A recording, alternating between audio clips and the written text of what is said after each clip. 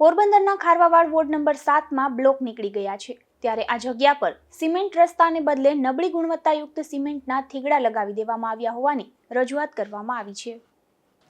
પોરબંદર શહેરમાં અગાઉ નગરપાલિકા દ્વારા શહેરના ખારવાવાડ વોર્ડ નંબર 7 સહિતના વિસ્તારમાં આવેલ માર્ગો પર પેવર બ્લોક નાખવામાં આવ્યા હતા, પરંતુ હાલ આ વિસ્તારમાં પેવર બ્લોક બિસ્માર બની ગયા છે, તો અમુક જગ્યાએ પેવર બ્લોક ઉખડી પણ ગયા છે, જેથી આ જગ્યા પર સિમેન્ટના રોડ બનાવવાની રજૂઆત કરવામાં આવી હતી। ત્યારે પોરબંદર મહાનગરપાલિકા દ્વારા આ વિસ્તારમાં સિમેન્ટના રોડ બનાવવાને બદલે નબળી ગુણવત્તાયુક્ત સિમેન્ટના થીગડા લગાવી દેવામાં આવ્યા હોવાના આક્ષેપો દ્વારા જીવનભાઈ જુંગી દ્વારા રજૂઆત કરવામાં આવી છે।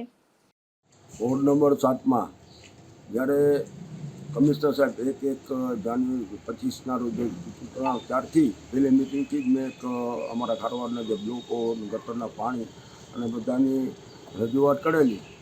એમાં એવું હતું બ્લોકો નીકળી જતા અને મેં કીધું કે ભાઈ નવા સિમેન્ટના રોડ બનાવો, જે વસંતજી ખેરાજે બનાવેલા પછી સુનિલ ગોહેલ બનાવ્યા બધા જે સિમેન્ટ રોડ એવા સિમેન્ટના રોડ બનાવો। એની જગ્યાએ આજે બ્લોકોની જગ્યાની નવા સિમેન્ટ રોડની માંગણી કરી। છેલ્લે જે હમણાં સૂચન આપવાનું હતું, હમણાં છેલ્લી મિટિંગ થઈ બજેટ માટે કરીને જ્યારે સૂચન આપણા ત્યારે પણ મેં લખ્યું, પણ આજે સિમેન્ટના રોડની જગ્યાએ સિમેન્ટના રોડના ઠીકરા ચાલુ થઈ ગયા ખારવાડમાં 7 નંબર રોડમાં।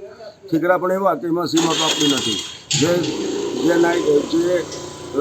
ઠીકરા મળે છે એ પણ સિમેન્ટ નથી વાપરી, એટલે ખાડા પડી ગયા, ચારે બાજુ પાણી ભરાઈ ગયા છે, રોડની અંદર ખાડા પડી ગયા છે જે સિમેન્ટના ઠીકરા માર્યા। તો આવો વિકાસ કરવાનો છે?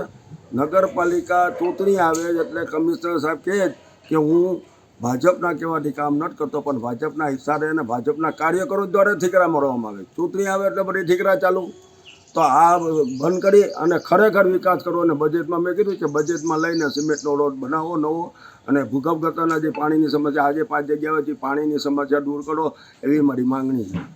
આ વિસ્તારમાં બિસ્માર પેવર બ્લોક પર ગટરના પાણી ભરાતા હોવાથી ગંદકીમાં પણ વધારો થયો છે, જેથી અહીંથી નીકળવામાં પણ સ્થાનિકોને ખૂબ મુશ્કેલી વેઠવી પડી રહી છે। નિપુલ પોપટ સાથે અશોક થાનકી, ગુજરાત ન્યૂઝ, પોરબંદર।